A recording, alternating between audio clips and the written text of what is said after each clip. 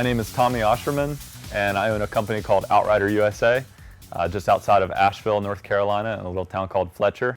Outrider builds electric adventure vehicles, so we specialize in building vehicles for people with different types of physical disabilities, so they're able to get out on the trail again after a traumatic injury. And we also specialize in building vehicles that are high-speed road-going machines for people to use on cross-country adventures or just in an everyday basis for commuting to work. We started in 2009 in the basement of our college apartment. It was me and three other close friends, and we started out by just building the vehicles for ourselves, and then over time it just organically turned into a full-time operation as we got other folks that requested for us to build vehicles for them. We set the Pikes Peak hill climb record on 2 of our machines. We also set the sub 100-pound vehicle land speed record at 85.9 miles an hour. And we set the 12-hour distance record doing 250 miles in 12 hours on one of our Outriders across the state of North Carolina.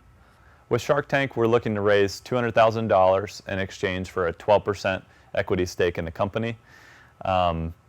We want to go on Shark Tank right now because we think it's perfect timing.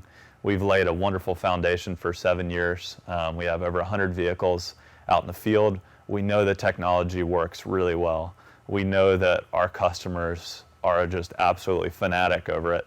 And we know that our ability to share our story is very limited. You know, we've done very little marketing up to this stage.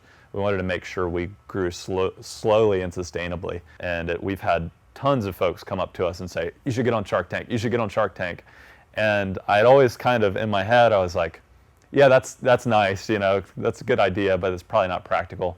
And then Ali from Shark Tank reached out to us, and I thought, well, let's do it. Why not? Let's go for it. And I think the fact that we have such a solid foundation and a solid track record, I feel really confident about the future of this company, and I'm excited to bring folks in that can add to what we've already started.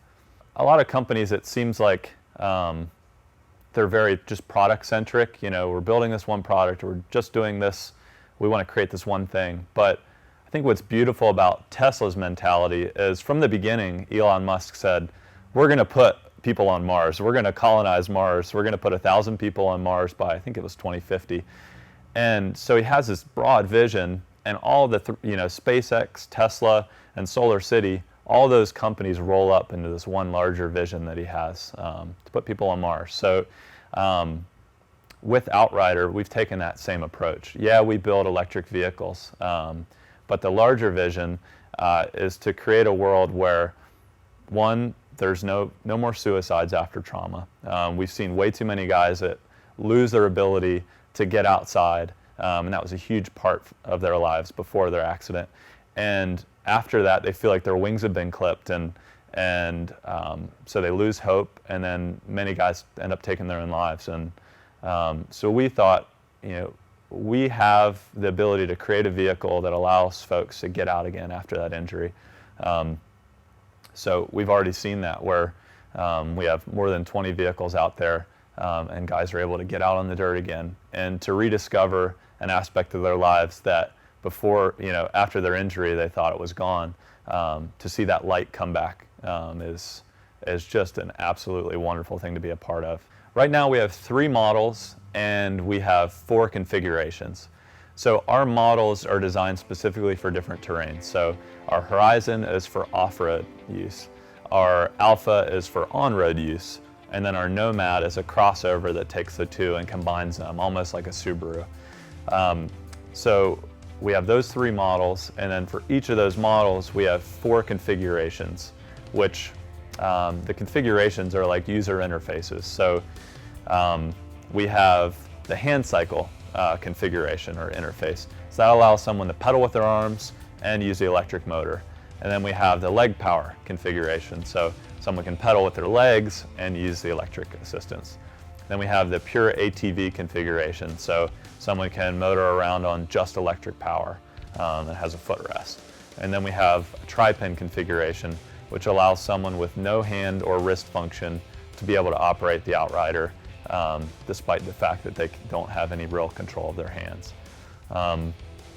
We're now developing a joystick interface for higher level injuries, and we're also developing an interface for remote control of the vehicles so that it allows people to, instead of having a seat on this, swap it out, put a flatbed on it, and carry cargo up to 300 miles over land.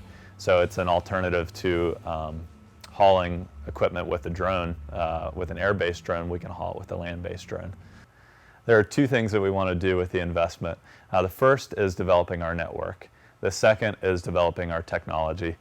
Right now, all of our sales are direct to customers. So if someone wants an outrider, they purchase it through our site or call us and purchase it over the phone, sight unseen. And if they want to ride it, they have to make the trip to North Carolina. While we want to remain direct to customer, we want to develop our ambassador network. So that would look like us going out, building relationships with our folks in the field that already have outriders, and equipping them to be field ambassadors. So folks can come to them, test ride with them, and they're well equipped and well trained to handle a sale wherever they are in the United States or abroad. The other piece is further developing our technology. While we're serving the adaptive equipment market right now and also the electric bike market right now, we're looking to expand into the ATV market, the electric ATV market, as well as the motorcycle market, and then ultimately the land-based drone market. So our platform already exists to support all of those markets.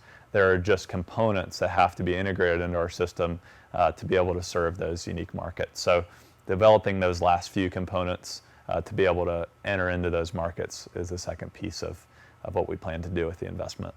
To date, Outrider has received a total investment of about $1.1 million. That includes friends and family, investment from myself and the co-founders, and then reinvestments of profits back into the company.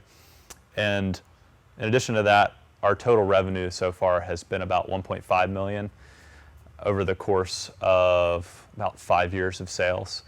We really just moved into sales in force in about 2014, even though the company was technically founded in 2009. From the 2009 till 2014, we sold a total of about 50 Outriders. So that was about a 5-year window and 50 Outriders. And in this last year alone, we've built and shipped 45 Outriders. Well, the first really 5 and 6 years of the company were experimentation, R&D, figuring out manufacturing processes.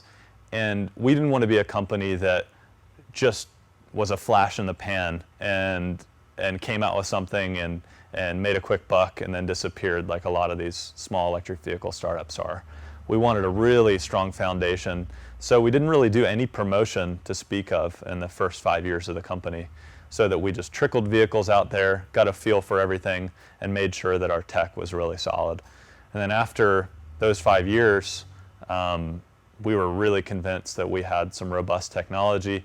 And so this last year, we've invested in our manufacturing so that we make this thing scalable. And we've gotten it down to where now it's less than 40 man-hours a vehicle.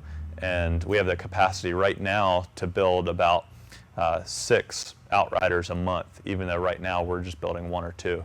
So our next big steps are to really introduce the product to market. We've done the R&D, we've done the manufacturing and the sourcing. We have those processes really smooth.